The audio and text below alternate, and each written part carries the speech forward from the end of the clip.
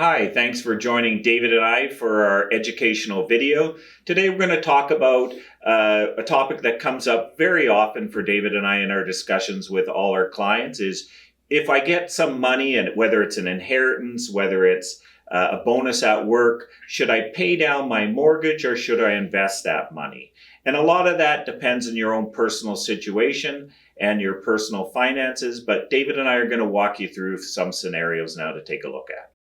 The first example we're going to look at is, do you want to create a tax deduction and deferral? If you're a middle or high income earner, the deduction that an RSP contribution offers can be attractive. Obviously, if you put money down on your mortgage, it's not going to create a tax refund. But doing an RSP contribution for most people generally does result in a tax refund at the end of the year.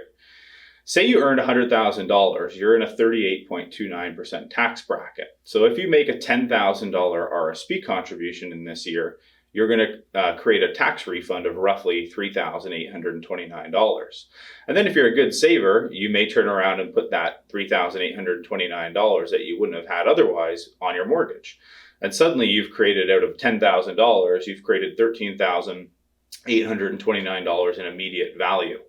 And it'll obviously take many, many months for you to recoup $3,829 in interest savings if you were just to put that full $10,000 down on your mortgage. So the RSP is quite attractive if you are in a middle or high income tax bracket. Now, if in a particular year you had say you were off work for a period of time, or you just didn't earn as much income in a particular year as you would expect to in the future, well, then in that instance, maybe paying down the mortgage does make more sense than doing an RSP contribution in that particular year. But generally speaking, the RSP is a more attractive route to go.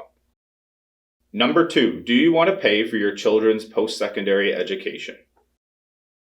That's another excellent question, David. And I think the most important thing is, as a parent, are you planning on paying for your kids' education?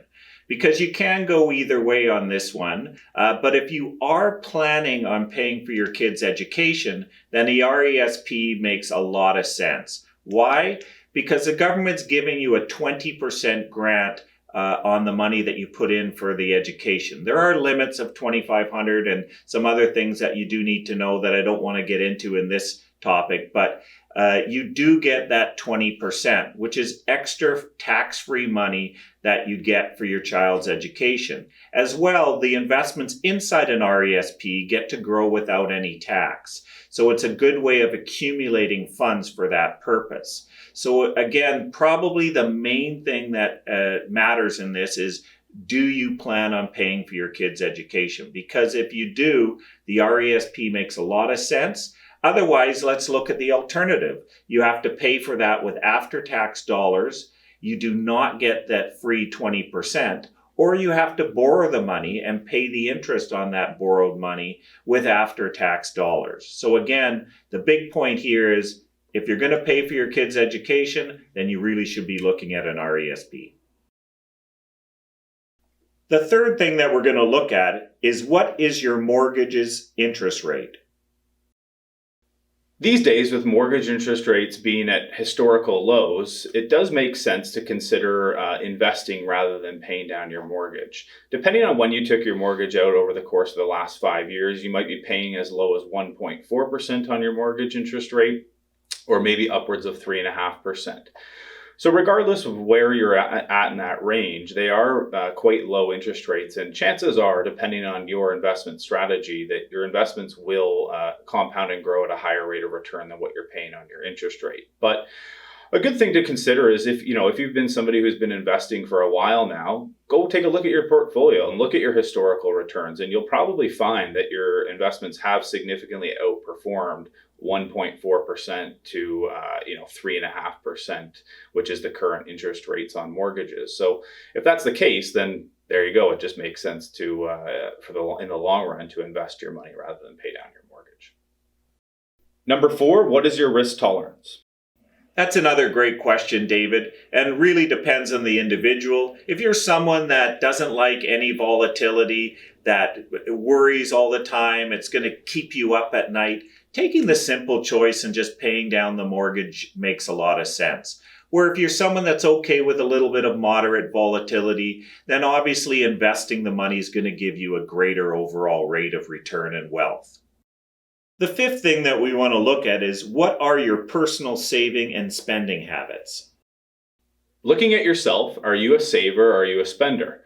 Once your mortgage is paid off, will you have the discipline to actually save that extra cash flow each month?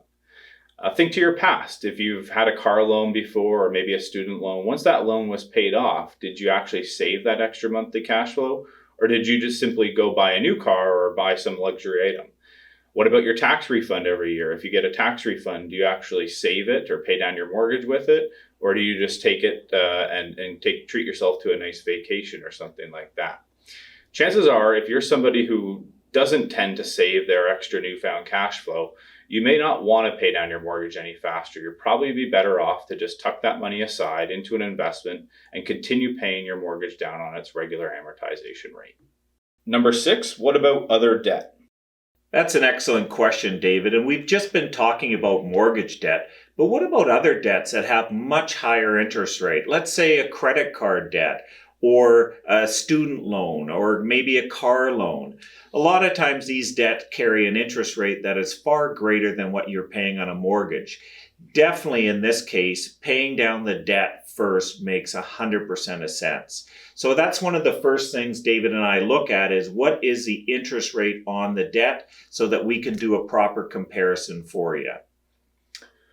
Obviously, there's a host of factors to consider when you're thinking about should I pay down debt or should I invest extra money that I have?